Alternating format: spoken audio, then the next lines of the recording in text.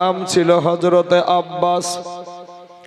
এই আব্বাস রাদিয়াল্লাহু তাআলা আনহুকে ডাক দিয়ে বলছেন, বেটা আব্বাস রে, ওই দেখ আমেনার দিকে তাকায়া দেখ, আমেনার মুখের দিকে তাকানো যায় না রে। অল্প বয়সে স্বামী হারায়া দিয়েছে, আজ আমার পোতার মুখের দিকে থেকে তাকিয়া আমার এখানে থেকে গেছে রে আব্বাস। আব্বাস রে, আজকে আমার পোতা 1 মাস হয়ে গেল, আজকে তায়েফের জমিনে রয়েছে, কেউ খবরটাও নিলি না, খোঁজও নিলি না, কি হালাতে আছে, কি অবস্থায় আছে। আব্বাস রাদিয়াল্লাহু তাআলা আনহু বলছেন, আব্বা গো, আমি ওই তায়েফ দেশে এক্ষুনি চলে যাব, তবে আমাকে একটা তরবারি আপনি দিয়ে দেন। আব্দুল মুতাল্লিব বলছে, বেটা আব্বাস, আমি আব্দুল মুতাল্লিব, আমি একটা সম্ভ্রান্ত বংশের সন্তান, আমি একটা সম্মানীয় ব্যক্তি, জীবনে কোনো মানুষকে আমি কষ্ট দিই না, কাবা শরীফের খিদমত করি, তরবারি দিয়া কাউকে আঘাত করা এটা তো ভালো মানুষ হবা না রে বাবা। বলে, আব্বা গো, আমি অন্যায় ভাবে কাউকে আমি এতটা পথ যাব গো আব্বা, আমি এতটা রাস্তা যাব, আমার সাথে যদি কেউ অন্যায় করে তার প্রতিবাদ করব, নচয়ে তরবারি আমি চালাবো না। হযরতে আব্বাস রাদিয়াল্লাহু তাআলা আনহু চলে যাচ্ছে, আর এই দিকে বাবা আমার নূর নবী, আমার দয়ার নবী যখন হালিমাতুস সাদিয়া রাদিয়াল্লাহু তাআলা আনহার বাড়িতে পৌঁছালছে বাবা, তার বাড়িতে বাবা গো বকরিগুলা না খেতে পেয়ে বাবা একেবারে শুকায়া গিয়েছিল, দুম্বাগুলা শুকায়া গিয়েছিল। হালেমার বাড়িতে বাবা উন্নতি শুরু হয়ে গেছে। দেখবেন আমাদের দেশে যদি কোনো মানুষ সুখে থাকে, কোনো মানুষ যদি উপরে উঠে, কোনো মানুষ যদি সম্মানের জায়গাতে উঠে, ওকে নামানোর জন্য, কে ধ্বংস করার জন্য অনেক মানুষ তার পিছনে লেগে থাকে। কোন সুযোগে একে পারা যায়, কোন সুযোগে একে ধ্বংস করা যায়। এ বাবারা, হালিমাতুস সাদিয়া রাদিয়াল্লাহু তাআলা আনহার বাড়িতে রাতের বেলাতে বাবা ঘরখানা আলোকিত হয়ে যেত। জোরে বলেন সুবহানাল্লাহ। পাড়া প্রতিবেশী তাকায়া দেখে হালেমার বাড়িতে আলো জ্বলে রাত্রি বেলায়, বিষয়টা কি, ব্যাপারটা কি? এ বাবাজি একদিন জিজ্ঞাসা করছে, হালেমা গো, রাতের বেলাতেও কেন তুমি বাল্ব জ্বালিয়ে রাখো? রাতের বেলাতে কেন তুমি লম্ব জ্বালিয়ে রাখো? কিসের কারণে? তেলের দাম তো বেশি গো হালেমা, এটা কিনতে তো পয়সা লাগে, কিসের জন্য তুমি এইটা করো? বলে, এ তায়েফের মহিলারা গো, এটা লম্পের আলো না, এটা বাতির আলো না, এটা হইল যেই সন্তানটাকে তোমরা বাপ হারা বলে কেউ নিয়েছিল না। আহারে আমার দয়ার নবী, আজ তার দুঃখের জীবন এগুলা বলবো বাবা গো। সোনা মানিক এমন সময়তে বাবা বলছে, তার চেহারা দিয়া সময় সময় ফকাস মতো আলো বের হয়, ওর চেহারার আলোতে, ওর মুখের চ্যুতিতে গোটা ঘরখানা আলোকিত হয়ে থাকে। জোরে বলেন সুবহানাল্লাহ। এ বাবাজি, নারীরা আনাগুনা করে, হালিমা তো বড় লোক হয়ে গেল, ধনী হয়ে গেল, একে কি করে শেষ করা যায়? কিছু কুটনি বুড়ি থাকে বাবা, কিছু কুটনি বুড়ি থাকে, ওই কুটনি মহিলাগুলা যাদের কাজ হলো বিপদ করা বাবা, কার বাড়িতে কি হলো, কার বাড়িতে কি হলো, এগুলা শোনার মানুষের কাছে অপপ্রচার করা, এটাই কিছু মহিলাদের কাজ বাবাজি। সোনা মানিক, ঠিক ইন দি মিন টাইমে বাবা হযরত আব্বাস রাদিয়াল্লাহু তাআলা আনহু চলে যাচ্ছেন বাবা। ওই হালেমার বাড়ির কাছে কাছে যাওয়ার পর একজন মহিলাকে জিজ্ঞাসা করছে যে বোন বলতে পারো গো এখানে হালেমার বাড়িটা কোনটা? বলে হালেমার বাড়ির খোঁজ কিসের জন্য, কি ব্যাপার, কোথা থেকে এসেছেন? বলে হালেমা মক্কা থেকে একটা সন্তান নিয়ে এসেছে, আমি সেই সন্তানের চাচা, আমি ওই সন্তানের খবরটা আমি নিতে এসেছি। আর যেই মহিলাকে জিজ্ঞাসা করছে বাবা ওই মহিলাই হলো হালিমার পাকা দুশমন। আব্বাস রাদিয়াল্লাহু তাআলা আনহুকে বলছেন যে আপনি এমন একটা মহিলাকে আপনার ভাতিজাকে দিয়েছেন, এমন একটা মহিলাকে আপনার ভাতিজাকে আপনি দিয়েছেন, সারাটা দিন সে মাঠে মাঠে ছাগল চড়ায়, বকরি চড়ায়, দুম্বা চড়ায়, সেরকম সেবা করে না, আদর করে না, যত্ন করে না। আব্বাস রাদিয়াল্লাহু তাআলা আনহু বলছে তাই নাকি? বলে ওর বাড়িটা কোনটা? এবার দেখায়া দিয়েছে রে বাবা। দেখায়া দেওয়ার পর যায়া দেখছে গেটে সত্যি তালা লাগানো আছে, আর একটা জানালা দিয়ে দেখছে বাবা আমার নূর নবী, আমার দয়ার নবী, আব্বা হারা নবী গো এটা দোলনাতে শুয়ে আছে, এটা দোলনাতে শুয়ে আছে। ওখানে শুধু আমার নবী শুয়ে নাই, হালেমারও একটা সন্তান শুয়ে আছে বাবা। হযরতে আব্বাস যখন দরজায় তালা লাগানো আছে ভিতরে প্রবেশ করতে পারে নাই, হালেমার জন্য অপেক্ষায় বসে আছে। হালেমা সন্ধ্যার আগে আগে বকরি গোলা নিয়া, দুম্বা গোলা নিয়ে আপনারা ওই বাড়িতে ফিরতে আছে। এমন সময় হালেমা দেখছে যে একটা পুরুষ মানুষ তারা দরজার তার গেটের সামনে দাঁড়িয়ে আছে। হালেমা বলে কে গো আপনি? দরজা থেকে একটু সাইডে যান, আমার দুম্বা গোলা বাড়িতে প্রবেশ করবে, আমার বকরি গোলা বাড়িতে প্রবেশ করবে। হযরত আব্বাস রাদিয়াল্লাহু তাআলা আনহু বলছেন হালেমা গো তুমি সারাটা দিন মাঠে ঘাটে তুমি বকরি চড়াও করো, আমার ভাতিজার দোলনাটাও হিলানোর মতন কেউ নাই, আমার ভাতিজার দোলনাটা দোল দেওয়ার মতন কেউ নাই, আর তুমি এইভাবে অবজ্ঞা করো, অবহেলা করো, আমার ভাতিজার সেবা করো না। এবার হালিমা তো সাদিয়া রাদিয়াল্লাহু তাআলা আনহা একটা ডাক দিয়া বলছেন ওগো আব্বাস কে বলেছে তোমার ভাতিজার দোলনা নড়ে না? তোমার ভাতিজার দোলনা নড়তে আছে, জোরে বলেন সুবহানাল্লাহ। আব্বাস রাদিয়াল্লাহু তাআলা আনহু বলছে ঠিক আছে প্রমাণ করে দেখাও, চলো প্রমাণ করে দেখাও। এবার বাবাজি প্রমাণ করতে গিয়া এই দিকে চাবি মারছে রে বাবা। আমার আল্লাহ বলে এ জিবরাইল তাড়াতাড়ি করে যা, আমার হাবিবের দুধু মাথায় একটা কথা বলে ফেলেছে রে, যাকে এত ভালোবাসে হালেমা আমার নবীকে নিজের জীবনের চাইতো ভালোবাসতো, জোরে বলেন সুবহানাল্লাহ। মুসলমান বাবাজি আজকে যখন সুন্নিরা যখন নবীকে জীবনের চাইতেও ভালোবাসতে বলে, আপনাদের মধ্যে কিছু মানুষ বলে যারা নবীর দুশ্মনী করে, যারা নবীর তাচ্ছিল্য করে, তাদেরকে যখন সুন্নিরা বাবাজি কর্কশ ভাষায় যখন আপনারা আক্রমণ করে কথা বলে, তখন আপনাদের মতো কিছু মানুষ বলে তাদের মুখেও তো দাড়ি আছে, তাদের মুখেও তো দাড়ি আছে, তাদের মাথাতেও টুপি আছে, তারাও তো নামাজ পড়ে, তারাও তো রমজান মাসে রোজা রাখে, তাহলে তাহলে তারা কি জাহান্নামে যাবার জন্য আমল করে নাকি?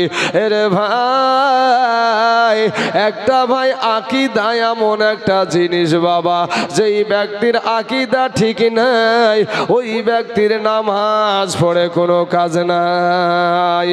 এটা হিন্দু ব্যক্তি যদি বাবা কালেমা না পড়ে, আকীদা বলতে কি কি বিশ্বাস করতে হবে আপনারাও পড়েছেন কায়দার ভিতরে, আমানতু বিল্লাহি ওয়া মালাইকাতিহি ওয়া কুতুবিহি ওয়া রাসূলিহি ওয়াল ইয়াউমিল আখির। এটা পড়ানি, এটা আছে না? এইগুলার উপরে বাবা আপনাকে কি করতে, ঈমান আনতে হবে, বিশ্বাস রাখতে হবে, নবীর উপরে সঠিক আকীদা রাখতে হবে। এই আকীদা যদি ঠিক না থাকে, সারা জীবন যদি সেজদায় পড়ে থাকে, মুখে দাড়ি রাখে, পাগড়ি পরে, এরপরেও কোনো কাজ হবে না। যেমনি ভাবে আপনাদের মসজিদে যদি একটা হিন্দুকে নিয়ে এসে যদি বাবা দাড়ি হিন্দু, যেমন রবীন্দ্রনাথ ঠাকুরের দাড়ি ছিল বাবাজি, তো রবীন্দ্রনাথ ঠাকুর যদি এই ধ্বজমাটির জমিনে আসতো আর মসজিদে ইমামতি করতে, কি আপনারা দিতেন নাকি? দিতেন না। কারণ কি, আর মুখে দাড়ি আছে ঠিক আছে, কিন্তু বিষয়টা আর অন্তরের বিশ্বাস এটা নাই। আল্লাহ একজন আছে, আল্লাহর ফারিস্তা আছে, কবর হাসর মিজান পুলসিরতকে বিশ্বাস করে না, শ্রেষ্ঠ নবীকে বিশ্বাস করে না। এই আকীদা যার ঠিক নাই, তার কোনোদিন বাবাজি নামাজ পড়ে কোনো কাজ হয় না। এ মুসলমান ভাই, আমার আল্লাহ বেশি নামাজে খুশি নয়, আমার আল্লাহ ভালো নামাজে খুশি। জোরে বলেন সুবহানাল্লাহ। বেশি আমলে আল্লাহ খুশি না, আমার আল্লাহ খুশি ভালো আমলে খুশি। এ মুসলমান বাবাজি আমার ভাইয়েরা, হযরতে হালিমাতুস সাদিয়ার যখন ওই কথা বলেছে, আল্লাহ বলে জিবরাইল রে তাড়াতাড়ি করে যা,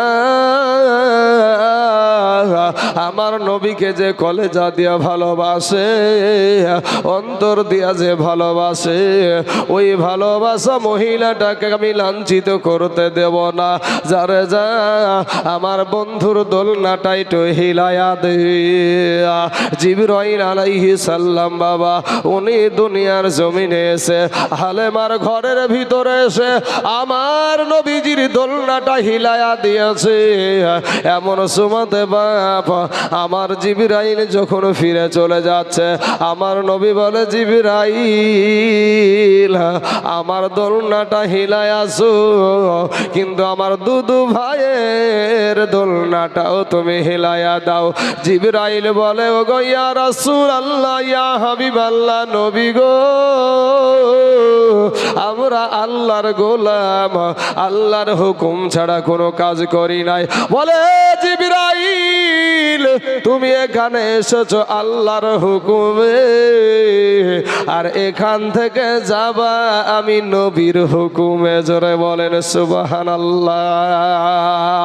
এ বাবাজি, জিবরাইল দুটা দোলনায় আপনার হিলায়া দিয়েছে, তালাটা খুলে গেছে। চাবিটা যখন আপনার পাক মেরেছে, তালাটা খুলে দিয়ে দরজা খুলে দেখে আমার নূর নবীর দোলনা হিলতাছে। যখন হযরত আব্বাস ঈমান এনেছিল, আমার নবীকে জিজ্ঞাসা করেছিল, আমার নবীকে জিজ্ঞাসা করেছিল যে ইয়া রাসূলুল্লাহ, ইয়া হাবিবাল্লাহ, নবী গো আমি যখন ওই হালেমার বাড়িতে দেখতে গিয়েছিলাম, আমি দেখেছিলাম তোমার আঙ্গুলগুলা যেই দিকে যাচ্ছিল, আকাশের চন্দ্র সূর্য সেই দিকে যাচ্ছিল, বিষয়টা কি? আমার নবী বলেছিল ও গো চাচা, আমার দুনিয়ার জমিনে আব্বা ছিল না, আমাকে খেলনা কিনে দেওয়ার মতন কেউ ছিল না।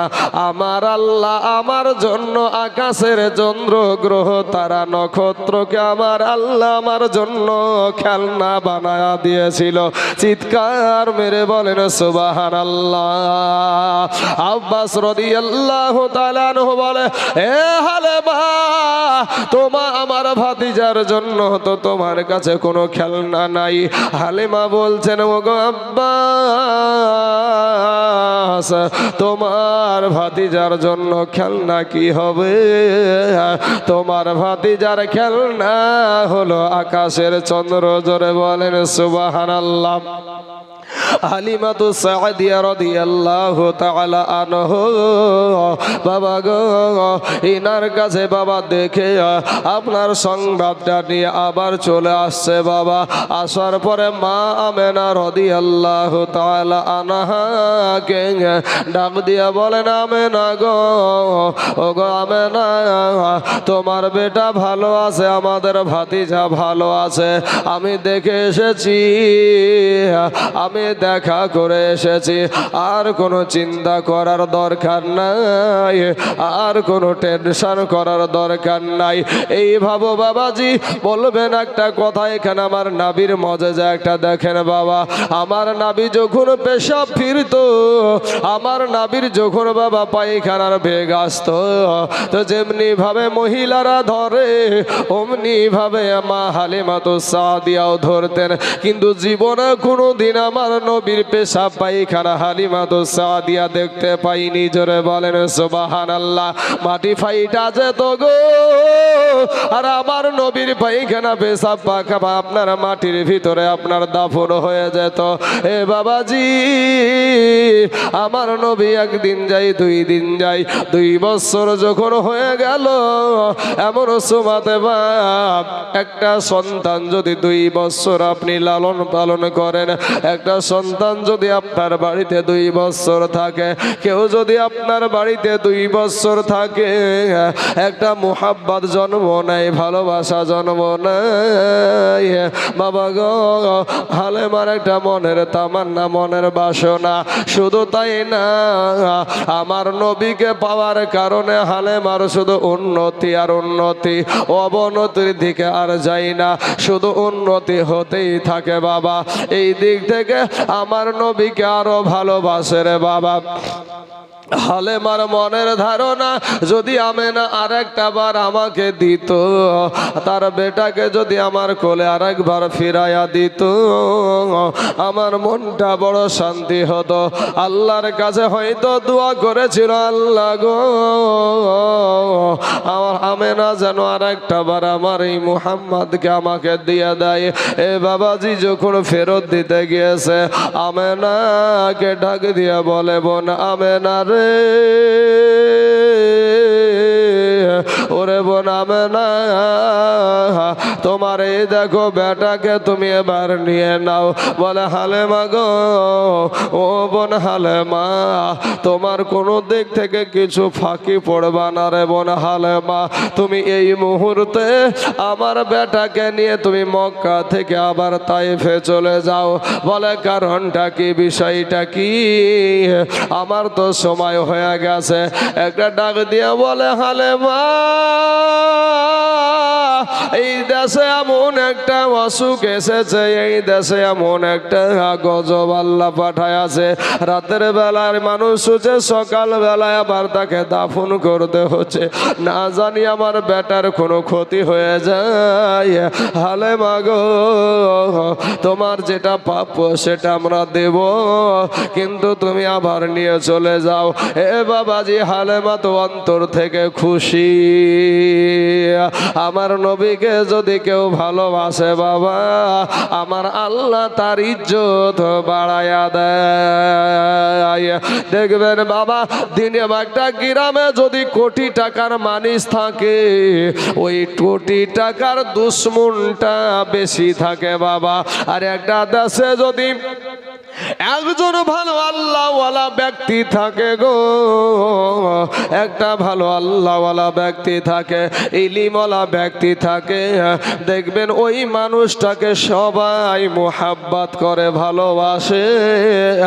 এ মুসলমান বাবাজি, হালিমাতুস সাদিয়া রাদিয়াল্লাহু তাআলা আনহা আমার নবীকে বুকে করে নিয়ে আবার বাবা তায়েব দেশে ফেরত চলে গেলেন। তায়েব দেশে ফেরত যাওয়ার পর আমার নবী, আপনার নবী মা হালিমার বাড়িতে থাকে গো। একদিন দুই দিন করতে করতে একটা সময় আমার নবীর জবান মুখ দিয়ে কথা বলা শুরু হয়েছে। বলে, ডাক দিয়া বলে, মা, ও গো মা,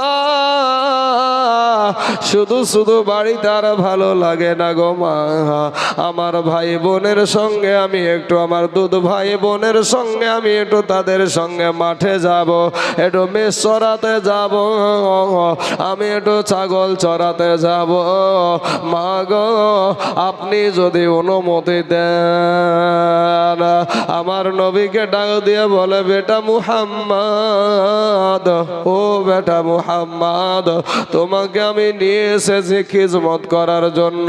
ওই মাঠে যাওয়ার পরে যদি তোমার কোনো ক্ষতি হয়ে যায়, তোমার যদি কোনো রকমের কিছু হয়ে যায়, আমি তোমার মা আমেনাকে আমি কি জবাব দিব? আমি আব্দুল মুতাল্লিবকে কি উত্তর দিব গো? এইদিকে বাবা তার দুই সন্তান, একটা বেটা একটা বেটি, ওরাও দুজনে বলছে, মা গো, আমাদের দুধ ভাইকে যদি আমাদের সাথে একটু পাঠাও, আমাদের বড় আনন্দ লাগবে। নবীও যেতে রাজি, আর দুধ ভাই বোনেও নিয়ে যেতে রাজি। মা হালিমাতুস সাদিয়া নিজের সন্তানকে বলছে, বেটা রে, ওরে বেটি, একটা কথা শোন, তোরা চোখে চোখে রাখিস রে, এর যেন কোনো কষ্ট না হয়, এর যেন কোনো আঘাত না লাগে। এই যদি কোনো কষ্ট হয় আর যদি কিছু হয়ে যায়, তাহলে আমরা আমেনার কাছে মুখ দেখাতে পারবো না, আমেনাকে জবাব দিতে পারবো না। এবার বাবাজি আমার নবীকে নিয়ে মাঠে চলে গেছে। মাঠে যাওয়ার পর বাবা গো, আমার নবীকে একটা বাবলা গাছের ছাওয়াই আপনার নবী আমার নবীকে বাবা শুয়া দিয়েছে। নবী আমার আরাম করে শুয়ে আছে, হালেমার সন্তানেরা বাবা বকরি চড়াচ্ছে। এমন সময়তে ডাক দিয়ে বলছে, বোন রে, অনেকক্ষণ হলো আমাদের দুধ ভাইকে দেখতে যাওয়া হয়নি, একটা বার গিয়ে দেখে বাবা গো। একটা দৌড় মেরে বোনটা বাবলা গাছের কাছে গিয়া দেখছে যে একটা পাহাড়িয়া সাপ একেবারে ফনা তুলে আমার নবীর চেহারা মুবারককে ছায়া করে আছে। জোরে বলেন সুবহানাল্লাহ। এ বাবাজি, সাপে আমার দয়ার নবীকে চিনে গো, বাঘে আমার নবীকে চিনে। এ মুসলমান ভাইয়েরা, বোন একটা দৌড় দিয়া ভাইকে গিয়া বলছে, ভাই গো, সর্বনাশ হয়ে গেছে গো ভাই, আমাদের দুধ ভাইয়ের কে সাপে খেয়ে ফেললো, তাড়াতাড়ি করে চলো। এবার দুই ভাই বোনে দৌড়ে আসছে বাবা। আসার পরে নজর করে দেখছে সাপটা আপনার টুকটুক করে পাহাড়ের দিকে, জঙ্গলার দিকে চলে যাচ্ছে। সাপও জানে যে আমি যে নবীকে মুহাব্বত করি এটা তারা বুঝবে না, আর তাদের হাতে লড়ি আছে, আমাকে দু চার বাড়ি দিয়ে দিতে পারে। সাপ বাবা জঙ্গলায় চলে গেল। ভাই এবার ডাক দিয়ে বলে, বোন শোন, এই সাপের কথা জানো আমার জনম দুঃখিনী মাকে যেন বলিস না রে। বলে, কেন বলবো না? কিসের জন্য বলবো না? এত বড় কথা, এরকম আশ্চর্যজনক ঘটনা কেন বলবো না? বলে, বোন রে, আমাদের দুধ ভাইকে নিয়ে আসার জন্য আমরা দুজন পাগল পারা হয়েছিলাম। আমাদের কত আনন্দ হচ্ছে, কিন্তু যদি এই কথাটা আমার মাকে জানায়া দিস, আমার মা আর কোনোদিন আমাদের দুধ ভাইকে আনতে দেবে না, আসতে দেবে না। এই বলে বোনটা তখন বলল, ঠিক আছে বলবো না। বাবা গো, দ্বিতীয় দিন যখন আমার নবী আবার গিয়েছে বাবা, দ্বিতীয়